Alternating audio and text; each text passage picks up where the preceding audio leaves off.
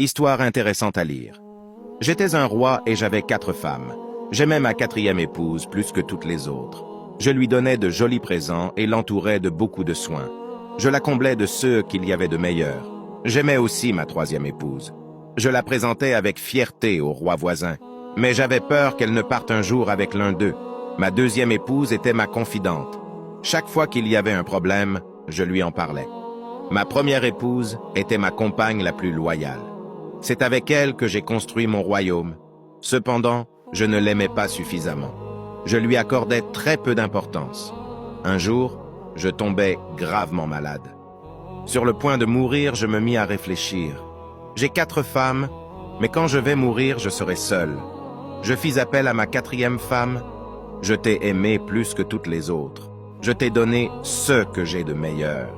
Maintenant que je suis en train de mourir, voudrais-tu venir avec moi? Voudrais-tu être ma compagne pour toujours? Tu es fou? Demanda-t-elle avant de s'éloigner sans ajouter un seul mot. Sa réponse me pénétra douloureusement dans le cœur comme un couteau aiguisé. Je fis appel à ma 3e épouse. Je t'ai aimé toute ma vie. Maintenant que je suis en train de mourir, es-tu disposé à me suivre? Non, répondit-elle. La vie est trop belle. Quand tu seras mort, je vais me remarier. Cette réponse me surprit et me rendit davantage triste. Ma 2e épouse vint à son tour. Je suis toujours venu vers toi dans mes moments les plus difficiles et tu m'as toujours aidé. Maintenant, je vais mourir. Veux-tu me suivre? Elle me regarda un court instant et dit « Je regrette vraiment de ne pas pouvoir te suivre, mais je te promets de te faire une très belle cérémonie d'enterrement. » J'étais désemparé. Toute ma vie, je m'étais trompé sur les sentiments de mes épouses. J'entendis alors une voix qui disait « Moi, j'irai avec toi. Je te suivrai partout où tu iras. » C'était ma 1re épouse qui venait de parler. Je la regardais et j'eus honte. Elle était maigre, malade, résignée.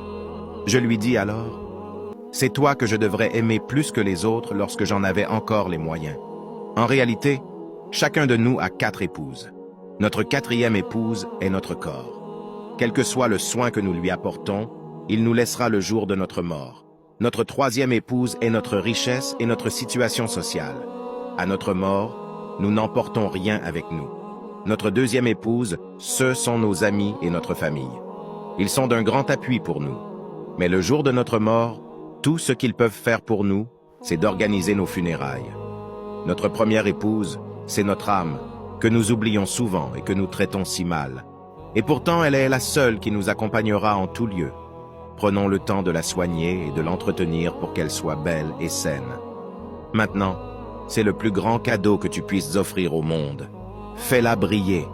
Si tu es convaincu, alors nourris-la par la parole de Dieu. Aime demeurer dans la présence de Dieu par la prière et la louange.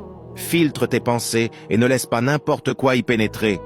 Vis dans l'obéissance à Dieu et sache que tout dans ce monde est vanité, car la seule chose qui te restera devant Dieu est ton âme. J'ai pensé à ton âme.